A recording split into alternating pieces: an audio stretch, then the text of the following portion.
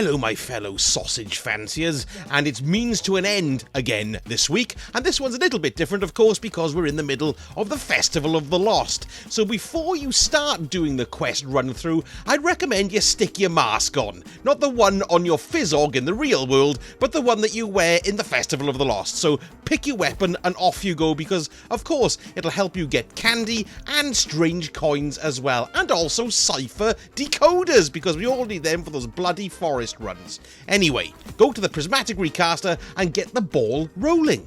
The contact event is on Io, and this week we've got the Pyromaster or Pyroclaster, whatever it is. He's a big burly hemorrhoid who wanders around with a jet engine on his back.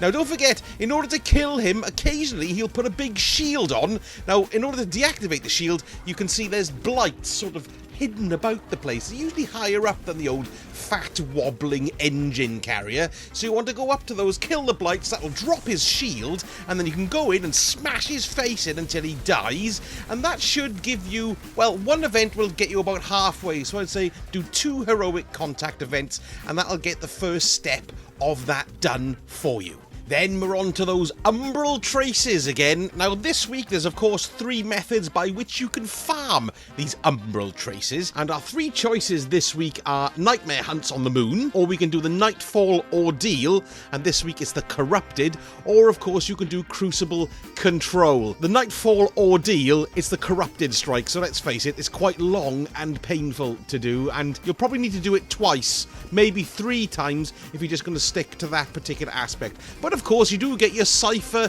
decoders there as well, so that's one thing to bear in mind. But if you want something a little less painful, I'd recommend you do the Nightmare Hunts. Now, you don't get the cipher decoders every time, but they do drop, and you'll probably end up doing 2 or 3 of the Nightmare Hunts in order to get enough of the Umbral Traces to get on to the next step.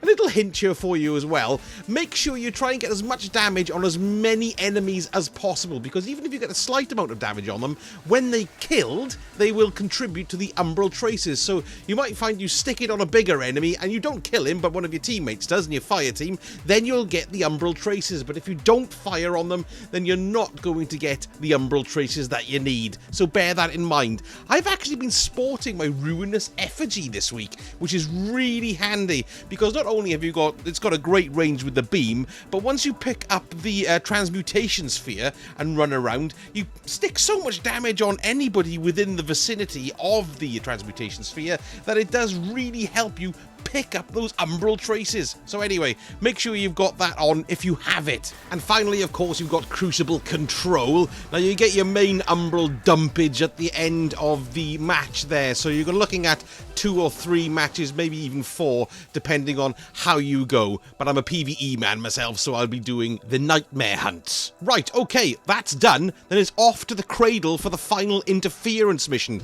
Now this is a replay of last week's mission, so if you haven't experienced any of the previous missions, well, you haven't got any of the lore anyway, but it doesn't look like they're going to be coming back. But good news, this mission is excellent fun to do, but there's a few things you need to know about it because it is very different to the other ones that we've done. So you go into the Court of Savathun, which looks a lot like the Court of Oryx from the old Dreadnought. Now once you get in there, you'll give Nokris, who's the floating idiot face up there, give him a few kick-ins, he'll have a shield on him. Now there's 3 phases. You've got 2 witches, then you've got 2 knights, and then you've got 2 ogres. Now, after you kill the first set, you'll get a pair of knights pop up, and they'll drop relics. And these relics are thrown at the crystal shards, and you basically have to do that 3 times. After the witches, it's 1 shard to destroy. Then after the knights, it's another 1 shard to destroy. Then after the ogres, it's 2 shards to destroy, but they're tucked up in the rear of the actual map. So you can't throw the relics from where you are. You jump up to each side on the left and the right. You'll get a visual on the shard, and then bug it in. Bug it in, bung it in. Like I said, use your Ruinous Effigy, it's so handy. I just kind of walked through it really, because you can go up to the envoys and just stand there with your transmutation sphere and kill them very quickly. Some nice dialogue in this mission to keep an ear out for too, and if you didn't know, Mark Hamill does the voice of Nokris. I always say this in every video, but I just think it sounds great. So once you've kicked his backside, then you're going to go into the really weird, eerie area where the darkness speaks to you again. This is a fantastic fantastic area. I love the way there's only 4 races. There's no Vex. I don't know what the significance of that is. I've also noticed that the Cabal race, they don't have a mask on, so you can actually see their faces. Now, all the other ones, we've got a mask on, and the Hive, they've got masks on, and the Fallen have got their masks on, so why the Cabal are nakedly faced, I don't know. It probably doesn't mean anything, but they don't tend to miss a trick in Destiny. There's always a meaning for something. So once you've had a good old look around there and had enough willies put up you for the day, jump to the portal and go and see Eris.